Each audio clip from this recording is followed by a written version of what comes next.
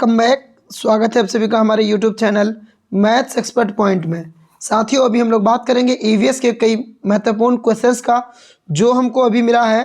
भारतीय भवन का जो प्राइमरी लेवल का ईवीएस बुक है उसमें कई क्वेश्चंस देखने को मिला, तो हमने इस क्वेश्चन को इसलिए ज़रूरी करना समझा क्योंकि एनसीईआरटी से बाहर जो क्वेश्चंस पूछा जा रहा है वो भारतीय भवन से पूछा जा रहा है।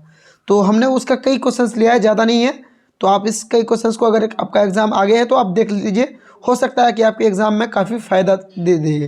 पहला है कि विश्व पर्यावरण दिवस कब मनाया जाता है? 21 मई, 27 मई, 5 जून या फिर 14 नवंबर को? तो इसका सही आंसर होगा 5 जून को विश्व पर्यावरण दिवस मनाया जाता है।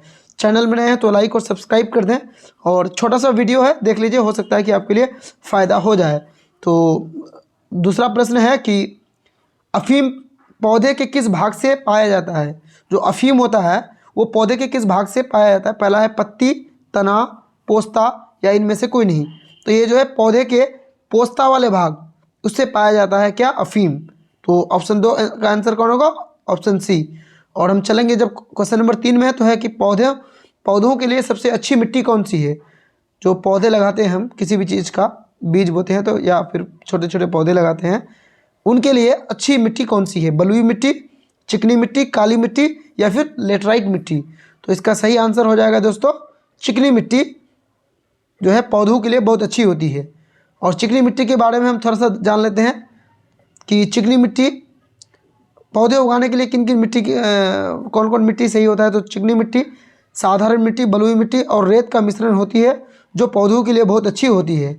तो चिकनी मिट्टी में क्या होती है? साधारण मिट्टी, बलुई मिट्टी और रेत मिट्टी, जो पौधों के लिए बहुत अच्छा होता है। और है आगे आपका चौथा प्रश्न है कि नाचने वाला हिरण, देखिए ये बहुत इंपॉर्टेंट है कि नाचने वाला हिरण भारत के किस प्रदेश में पाया जाता है? ये स्पष्ट रूप से प्राइमरी के जो बुक है उसमें दिया गया है। तो नाचने वाला हिरण कहाँ पाया जाता है?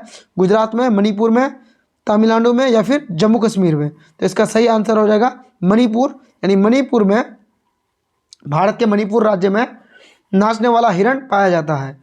चलिए आगे हम देखेंगे कि चिमनी वन्यजीव अभ्यारण्य किस प्रदेश में है? ये भी आपके प्राइमरी का बुक में दिया हुआ था, ईवीएस का बुक में, तो वहाँ से हमने लिया कि चिमनी वन्यजीव अभ्यारण्य किस प्रदेश में पाया जाता है?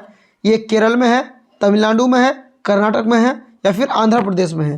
तो इसका सही आंसर हो जाएगा, तो इसका जो सही आंसर होगा दोस्तों वो हो जाएगा केरल, यानी चिमनी वन्यजीव अभ्यारण्य भारत के केरल राज्य में, यानी साउथ वाले राज्य में, साउथ के केरल, सबसे दक्षिण राज्य जो है वहाँ दक्षिण तो नहीं है, दक्षिण से थोड़ा सा दक्षिण पश्चिम में है ये, तो ये केरल में पाया जाता है। हम चलेंगे आगे छठे प्रश्न में। छठा प्रश्न है कि केवालदेव होगा यहाँ पर, केवालदेव राष्ट्रीय उद्यान भारत के किस प्रदेश में है या किस राज्य में है? तो इसका सही आंसर कौन सा हो जाएगा? राजस्थान, उत्तर प्रदेश, मध्य प्रदेश या फिर महाराष्ट्र? तो आप लोग आंसर कीजिए, इसका सही आंसर हो जाएगा राजस्थान। भारत के राजस्थान राज्य में केवालदेव राष्ट्रीय उद्यान है। चलिए आगे हम बढ़ेंगे 7वें क्वेश्चन की ओर। 7वां क्वेश्चन कौन सा है? इसका 3 ऑप्शन यहाँ पर है, एक ऑप्शन नीचे है। तो इसका सही आप लोग क्वेश्चन पढ़िए, क्या है क्वेश्चन? मंडला प्लांट जीवाश्म राष्ट्रीय उद्यान, देखिए ये जीवाश्म के नाम पर एक राष्ट्रीय उद्यान है जिसको शॉर्ट में MPNP बोला जाता है। ये भारत के किस राज्य में? उत्तराखंड में है, छत्तीसगढ़ में है, मध्य प्रदेश में है या फिर उत्तर प्रदेश में है? तो मंडला प्लांट जीवाश्म राष्ट्रीय उद्यान भारत के मध्य प्रदेश राष्ट्र में है।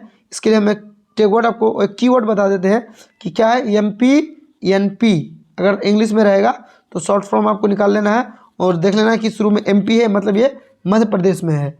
चलिए ये प्रश्न अगर आप लेते हैं तो हो सकता है कि आपके एग्जाम में फ़ायदा दे दे, और हमारी यही विश है कि आप लोगों का सबका अच्छा मार्क्स है, 120+ मार्क्स आया सबका।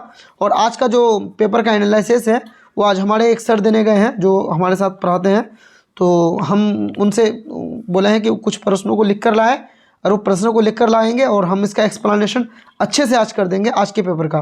तो आप हमारे चैनल को सब्सक्राइब कर लें, और आगे की आपको जो है जो भी इंपॉर्टेंट न्यूज़ होगी, जो इंपॉर्टेंट क्वेश्चन हमें मिलेगा, हम उसका एक्सप्लेनेशन जरूर कर देंगे।